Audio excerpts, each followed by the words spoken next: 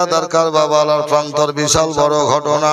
এ ঘটনা শেষ হবে না, কিঞ্চিত পরিমাণ দিচ্ছি বাবা। আমার ইমাম হোসাইন দেখলে কারবালার মধ্যে 72 জন শহীদ টোটাল, তার মধ্যে বাবা আব্দুল ওয়াহাব গো ইমাম হোসাইনের আগে হয়েছিলেন, আর তার আগে অনেক ঘটনা রয়েছে। ইমাম মুসলিমের 2 পুত্র শহীদ হয়েছেন ফার্স্টে, আর ইমাম মুসলিমকে করেছে ফার্স্টে। হানি রাদিয়াল্লাহু তাআলা আনহু কেও করেছে একসঙ্গে ছাদের ওপরে। ওই দিকে যাচ্ছি না 10ই মুহররম কারবালার দিনে বাবা, যখন দেখলো বাবা আব্দুল ওয়াহাব শহীদ হয়েছে, তার মাথা মুন্ডলকে নিয়ে বাবা বল খেলা করে খেলেছে। এজিদের সৈনিকেরা, ইবনে জিয়াদের দলের লোকেরা, ইবনে সাদ ছিল কমান্ডার দলের, ফোরাত নদীর তীরে তারা ক্যাম্প বসাইয়া বাবা পানি অবরোধ করেছিল, পানি দেয়নি আওলাদের রাসূলকে। এই যার জন্য আমার রাসূলুল্লাহর ইমাম বংশের পানির জন্য ছটফট করে কাতরে কাতরে কে কে ইন্তেকাল করে শহীদা বরণ করলেন। বেরাদার ইসলাম হাসানের ছেলে আবুল কাসিম, আর হুসাইনের পুত্র আলী আকবর, তার কচি শিশু আলী আসগার। পানি পাইনি আমার ইমাম হুসাইন ফোরাত দখল করে জীবনে পানি পান করেননি। ও আওলাদের দিকে তাকাইয়া পানির নিঃস্বার্থক রে, আমি তোকে পান করব না, আমার কলিজার টুকরা পানি পাইনি, শ্বাসললিতে তীর লেগেছে, আমি কেমনে পানি পান করব? এক কাতরা পানি যদি পান করতেন ইমাম হুসাইন, একটাও এজিদ সৈনিক বাহানি থাকতো না, 18,000 শেষ ধ্বংস করে দিত। তো মায়েরা, বোনেরা গো, আমার খালারা, ওই আমার সোনার লাল ভাইরা, কান খুলে শুনেন বাবু, অনেকে শুনছেন ক্যাসেটে, আমি দৌলত আলী রিজভী বলতেছি, জীবনী ভালো করে শুনবেন বাবা। আমার ইমাম হুসাইন বলেন, আমার আর কেউ থাকলো না, শুধু অসুস্থ জয়নুল আবেদিনকে কোলে করে বাবা বললে, ও বোন রে জয়নাব উম্মে কুলসুম, আমার অসুস্থ এই কলেজার টুকরা জয়নুল আবেদিনকে রাখলাম শেষ পুঁজি, তোমরা একটু তাকে ভালো করে দেখো।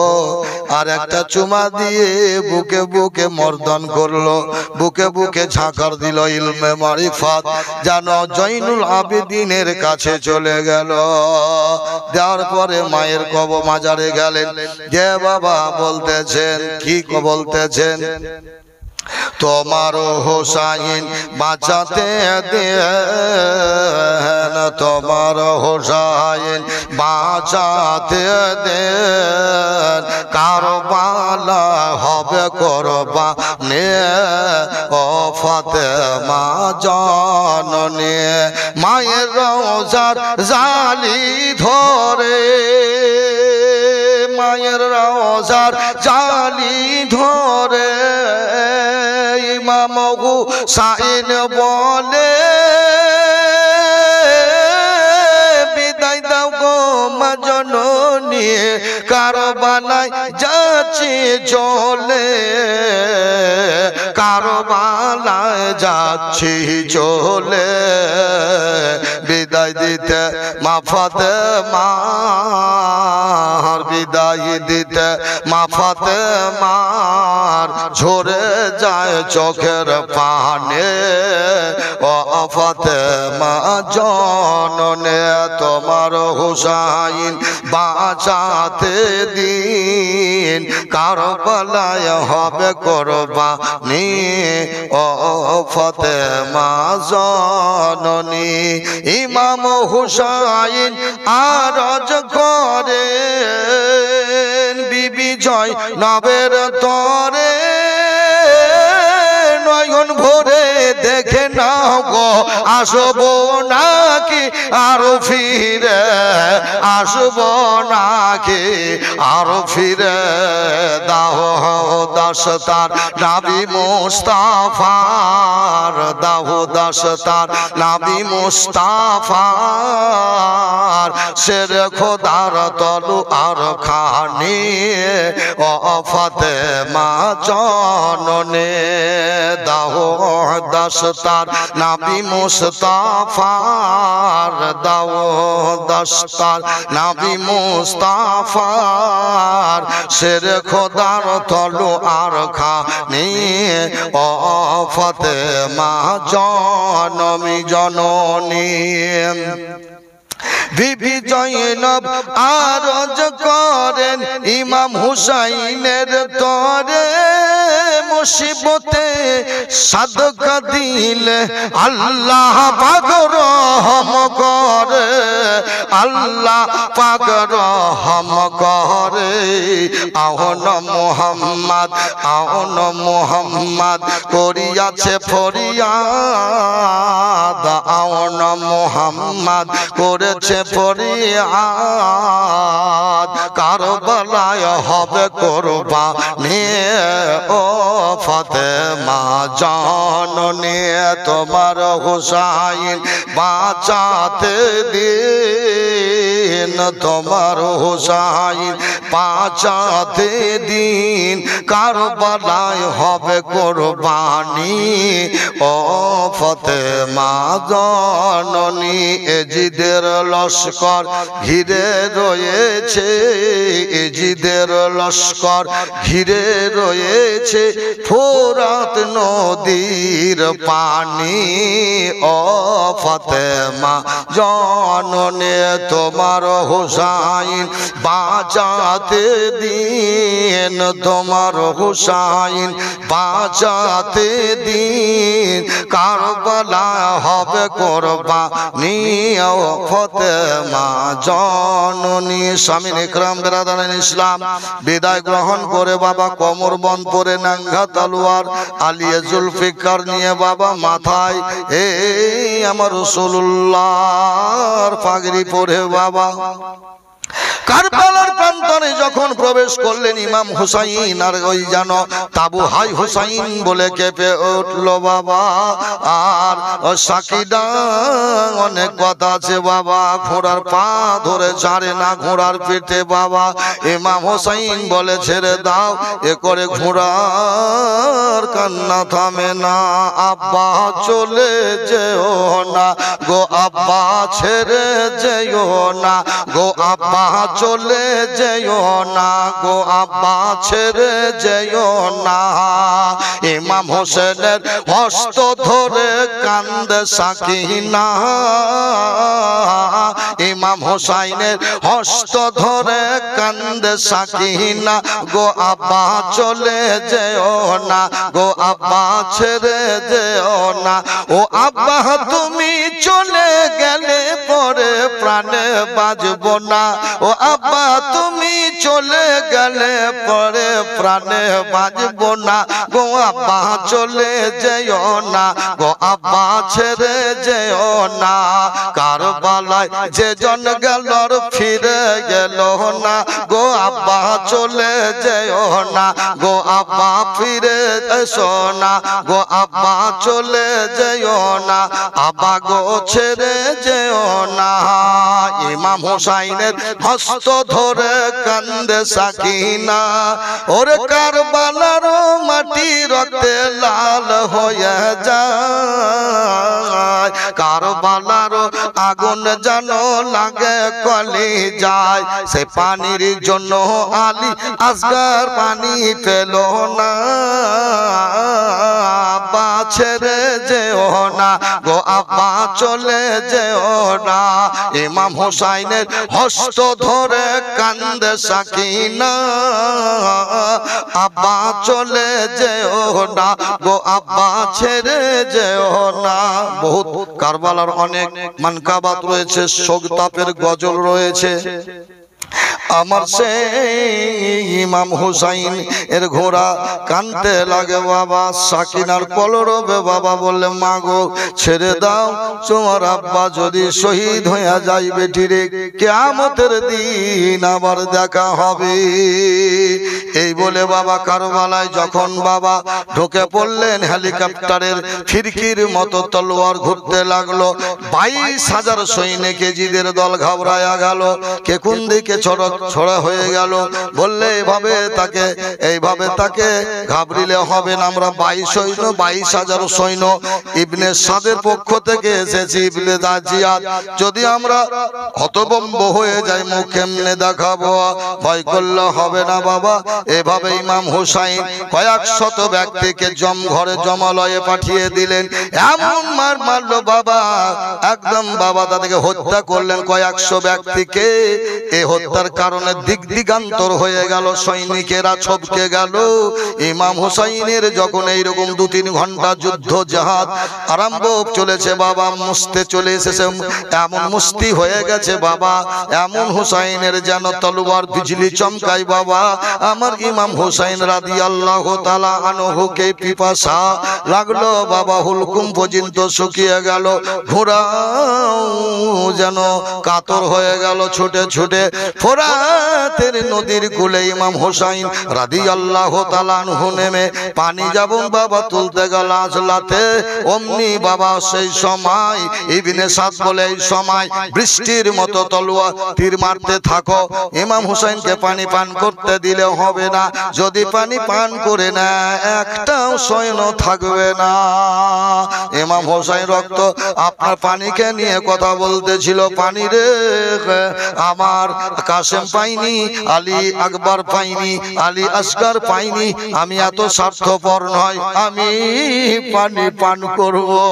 পানির এভাবে বলতেছিল বাবা, ওষ্টে মুবারকে সেটা তীর লেগে যায় বিস্মা খানো, অমনি তার খচ করে তীর জায়গায় বিঁধলো বাবা।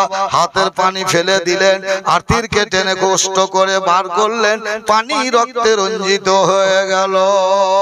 আবার ডাঙায় উঠে বাবা তলোয়ার ঘুরাইতে লাগলেন, ঘুরতে ঘুরাইতে বাবা অধিকাংশ ব্যক্তিকে মোটামুটি অনেক সৈনিককে ঘায়েল করে দিলেন ইমাম হুসাইন।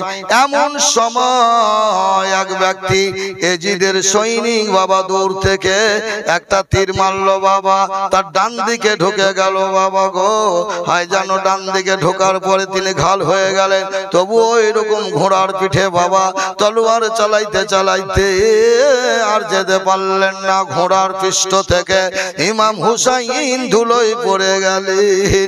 ইরাক প্রান্তরে কারবালার ময়দানে ইমাম হুসাইন নীল আকাশের দিকে তাকাইয়া তাকাইয়া দেখে নীল আকাশ আজ লাল হইল যেন রক্তের বরণ। নীল আকাশ আজ লাল হইল যেন রক্তের বরণ। ইমাম হুসাইন শহীদ হইলেন নানার উম্মতের কারণ। কারবালার মরুর বালি রক্তে বয়ে হয় নলালি, কারবালার মরুর বালি রক্তে বয়ে হইল নালি। আমি কি বলবো সেই কারবালার ঘটনা বলি, অন্তর ফেটে হয় চূরণ। নীল আকাশ আজ লাল হইল যেন রক্তের বরণ। নীল আকাশ আজ লাল হইল যেন রক্তের বরণ। স্বামীনিকরাম পরে পরে আসমানের দিকে তাকাই, আবি আক্কাস সাদ ইবনে আবি আক্কাস ওই সমাতে তলোয়ার নিয়ে বাবা ইমাম হুসাইনের কাছে আসলো মাথা মুন্ডকে কাটতে। ইমাম হুসাইন বলে, তুকে রে? তোর পিতামহ আমারই নানার ছিল গোলাম আবি আক্কাস, তার বেটা তুই এসেছি আমার মাথা নিতে, তোর কি লজ্জা লাগে না? অমনি বলাই বাবা লজ্জায় ফিরে পালালো। তারপরে আর একজন আসলো, এমনি করতে করতে 7 জন এলো, 9 জন এলো, কেউ পারলো না। 10 জনের বেলায় সীমার যেন দাঁত কটমট কটকট করতে এসে বাবা ভুজালি বাহির করলো বাবা, দুই তালি দাঁড়, এই তালি উদার, ও তালি উদার, দুই দিকে কাটবে। ইমাম হুসাইনের গর্দন কাটা, মুখের কথা নয়, হুলকুমে ছুরি।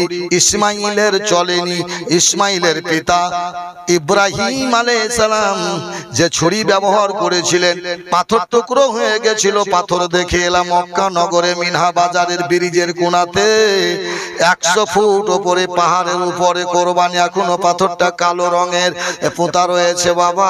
ওই জায়গায় ইসমাইলের গর্দন তো দূরের কথা, একটা পশম পর্যন্ত কাটেনি। আওলাদে রাসূলের কেমন করে কাটবে? আমার রাসূলুল্লাহর থুতু মুবারক লেগে আছে গলার উপরে, মুখমণ্ডলে, থুতনিতে, লভে, সব জায়গাতে পবিত্র চুমো দেওয়া আছে। শুধু আমার রাসূলুল্লাহ গর্দনের দিকে দেন নাই। ভবিষ্যৎবাণী, আমার ইমাম হুসাইনের যদি সব জায়গায় চুমো দিয়ে শহীদ হবে না, ইলমে গায়েব আবের নবী প্রমাণ হবে না। আমি নবী ভবিষ্যৎ বক্তা, আগেই বলেছি। আমার দ্বিতীয় যুদ্ধ রক্ত শিবিরে আমার ইন্তেকালের পরে আর একটা যুদ্ধ, শেষ যুদ্ধ হবে ইমাম বংশের খেলাফতের জন্য, খলিফাতের জন্য। এই জন্য আমি বলে দিলাম, গায়েবের সংবাদদাতা নবী, কারবালার ইরাক নগরে আমার ইমাম হুসাইন ইয়েজিদের সৈনিকের হাতে নিহত বরণ করবেন। সামিন একরাম, এই জন্য ইমাম হুসাইনের গর্দনে ওইদিকে চুমা দেওয়া হয়নি। নবী চুমা দিলে কাটা মুশকিল হতো। গোটা সর্বাঙ্গে আমার রাসূলুল্লাহ ইমাম হুসাইনের শরীরে চুমা দিয়েছিলেন। মুহতারাম বুজুর্গ দোস্ত, এরপরে সীমার বুকে বসে কাটমাট করে বলে, সীমার রে, আমি তোকে একটা কথা জিজ্ঞাসা করি রে, তোর যদি বুকের বোদামটা খুলতি আমি বড় খুশি লাভ করতাম। ইন্তেকালের সময় আমি খুশি রে, আমি আজকে শুহুদা বরণ করব, আমি আল্লাহর শহীদের ব্যক্তিদের সর্দার হব। আজ আমার কপালে শহীদ লেখা আছে, আমার নানা বলে দিয়েছে। আমি কার হাতে হব তার নামও জানা আছে, তোর নামটাই জানা আছে। তবে একটা কথা দেখি খোল, আমার নানার বুকে মাঝে মাঝে শুনতাম, যাচ্ছে তোমাকে হত্যা করবে, কতল করবে, তার কোনো দয়া মায়া থাকবে না, তার বুকে রহমতের কোনো চুল থাকবে না, নাবির কোনো সুন্নতি তার কাছে থাকবে না। বুকে চুল থাকা নাবির সুন্নাত, এ বেরাদার, নাকের ওপরে চুল থাকা নাবির সুন্নাত, অগ কানের ওপরে চুল থাকা কান নাবির সুন্নাত। এরকম চুলকে ছিঁড়ে ফেলবেন না, চেঁচেও ফেলবেন না। কিছু জায়গার চুল কাটতে হয় না, নাকের ডগার ফেলে দিতে হয় না, চেঁচে বড় হলে কাটতে পারেন, অসুবিধা যদি দেখায় তো ছোট করতে পারেন। তবে এগুলা মানানি আমার নাবির সুন্নত। কিছু শরীরে বড় বড় লোম বের হয়, এটা নাবির সুন্নত। আমার রাসূলুল্লাহ বললে, তোমাকে যে কতল করবে তোর বুকে কোনো চুল থাকবে না। জামা খুলে দেওয়ার পরে বলে, হ্যাঁ, ভবিষ্যৎবাণী আমার অন্তরে গাঁথা আছে এবং সত্য প্রমাণ হয়ে আছে বাবা। অমনি করে কারবালার প্রান্তরে বাবা হত্যা করা যায় না। বললে, শোনো শোনো, চামড়ায় কর্দন করিও না, মর্দন করিও না। আমি আজকে জুম্মার দিন, আমার বুক থেকে উঠো, আমি 2 রাকাত নামাজ পড়বো। বলে, উঠতে দেওয়া হবে না, এ কোনো অধিকার দেওয়া হয়নি, নামাজ পড়ার টাইম নাই। বলে, না না, তুমি এভাবে আমাকে কষ্ট দিও না, 2 রাকাত নামাজ পড়তে দাও। একটা জিনিস বলে দিব, আমি হত্যা হয়ে যাব, তাড়াতাড়ি কতল হয়ে যাব, গর্দনের দিকে চালিয়ে দিবে, আমি 2 রাকাত নামাজ পড়ি, সীমার আমাকে নামাজ পড়তে দাও। তোমরাও তো দামেস্কের মসজিদে নামাজ পড়েছো? বলে, হ্যাঁ পড়েছি, আমাকে 2 রাকাত নফল নামাজ পড়তে দাও। আমার রাসূলুল্লাহ আর মদিনার দিকে একবার গাওয়া দিতে দাও, সাক্ষী দিতে দাও। আমি 2টি সাক্ষী রেখে যাই মদিনাবাসীকে, আমি এদেরকে দাগাবাজ, এদেরকে সাক্ষী রাখবো না। তাই ইমাম হুসাইন সেজদায় পড়ে গেলেন বাবা। আর হুসাইন বলতেছেন সেজদাতে, রাব্বি আল্লাহর দরবারে মদিনার দিকে মুখ করে, এ হোসেন জয়সা শহীদ আজম, হোসেন জয়সা শহীদ আজম, जहां में कोई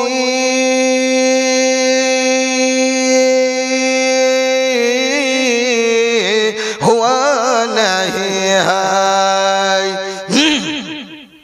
जहां में कोई हुआ नहीं है हुसैनो जैसा शहीद आजम और छुरी के नीचे गला है लेकिन और छुरी के नीचे गला है लेकिन किसी से कोई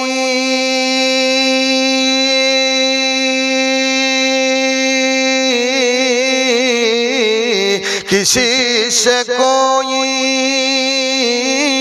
गिला नहीं है हुसैन जैसा शहीद आजम हुसैन सजदे में जाके बोले हुसैन सजदे में जाके बोले नहीं जीदो नहीं ओ कूफी हर मदीने वाले गवार ही ना हर मदीने वाली गवार ही ना नमाज मेरी कजा नहीं आई नमाज मेरी कजा नहीं है हुसैन जैसा शहीद आजम पुकारे अब्बास सुना है सकीना मैं पानी लाता हूँ तो खूब पीना पुकारे अब्बास सुना है सकीना मैं पानी लाता हूँ तो खूब पीना और कटा है बाजू छिदा है सीना और कटा है बाजू छिदा है सीना अभी मेरा सर कटा नहीं है अभी मेरा सर कटा नहीं है और हुसैन जैसा शहीद आजम स्वामी निकराम बिरादर इस्लाम की बुझते पारलेन इमाम हुसैन बोलले सेजदार मध्य जानिए दिलेन हे मदिनार लोक तोमरा साक्षी थाको आमी इमाम हुसैन आमार शहीदेर दिने इंतेकालेर दिने आमार नामाज काजा नाई आमी नामाज पढ़ते पढ़ते दुनिया छेड़ेछि आमार रसूलुल्लाहके ये नामाज अल्लाह दान करेছিলেন 5 ওয়াক্ত नामाज सारा पड़े तारा कामिल मुकाम्मिल नामाज अल्लाह ওলাদের জন্য নামাজ বেঈমানদের জন্য নামাজ নয়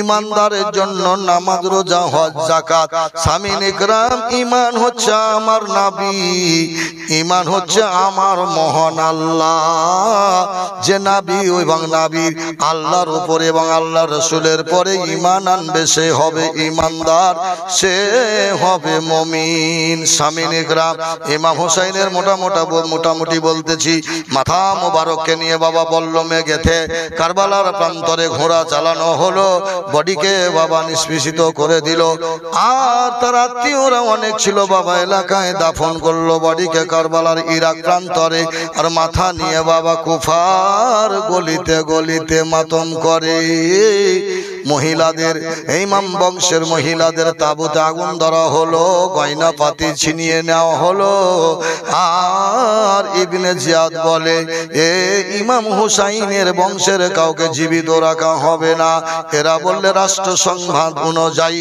कोनो महिलाके हत्या करा जाबे ना कोनो महिलार हाथ देওয়া যাবে না कोनो पीड़ित व्यक्ति यदि असुस्थ থাকে তাকে হত্যা করা যাবে না জয়নুল আবেদিন জ্বর হয়েছিল বাবা অসুস্থ ছিলেন তাবুতে তাদেরকে হাতে হাত করাইয়া পরাইয়া জানো ওই পর্দানিশি আওলাদের রাসূল যারা জীবনে তাদেরকে নখ দেখতে পায়নি গো তারা আজ কারবালার ওই মদ্যপানকারী ব্যক্তিরা সঙ্গে মিডিলে ভরে 8 দিনের পথ বাবা কুফা এক সপ্তাহ ওই পথে পথে চলে যায় তোর আপনার বল্লমের ডগায় বর্ষাতে মাথাকে নিয়ে তাদের কলরব করে ধ্বনির জয় ধ্বনির দিয়ে তারা গান বাজনা করতে করতে যায়। ছাদের ওপরে এক ইহুদি ছিল বাবা, দেখছে ইমাম হোসাইনের মাথাটা যেন মুখটা কাতলা মাছের মতো আঁকি পড়তেছে বাবা, এমনি এমনি করে কাটা মাথায়।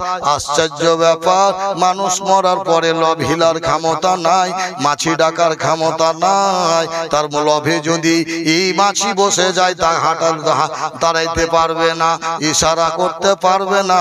মৌত সত্য, এ বাবা বেঁচে থাকা আশ্চর্য, আর মৌত সত্য, তিনি নেমে থামতে পারলেন না।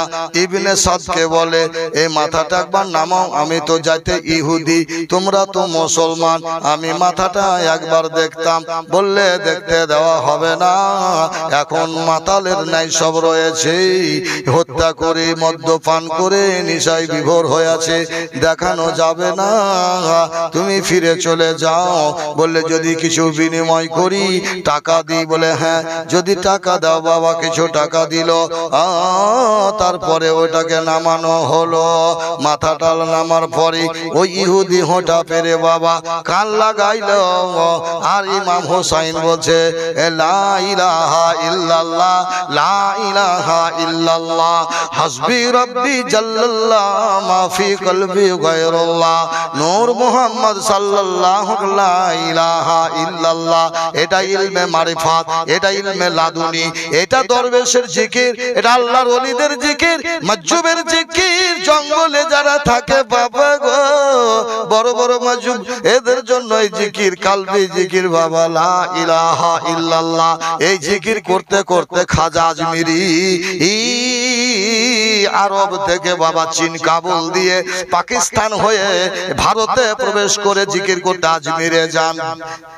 আজমির শরীফে সেখানে হচ্ছে আপনার ওই জায়গাতে বড় পাহাড়ের উপরে উনি পড়তে লেগেছিলেন। পড়তে পড়তে লা ইলাহা ইল্লাল্লাহ, হাসবি রব্বি জাল্লাল্লাহ, মা ফি কলবি গায়রুল্লাহ, নূর মুহাম্মদ সাল্লাল্লাহু লা ইলাহা ইল্লাল্লাহ, লা ইলাহা ইল্লাল্লাহ। এ বেরাদার, ইমাম হুসাইনের কলমা শুনে, এই জিকির শুনে ইহুদি আর থামতে না পেরে চিৎকার করে কলমা পড়ি, ওগো আল্লাহ, তোমার নবী বারহাক, তোমার দিন সত্য। কাটা মাথায় যখন গাওয়া দিয়েছি, আমি আর ধর্মে থাকবো না। ছেলে পিলেদেরকে রাজি করে ইমাম হুসাইনের ঘটনা শুনিয়ে কলমার ধ্বনি দেখে কলমা পড়ে লা ইলাহা ইল্লাল্লাহু মুহাম্মাদুর রাসূলুল্লাহ সাল্লাল্লাহু তাআলা সাল্লাম বলে কলমা পড়ে ইহুদি মুসলমান হয় গো।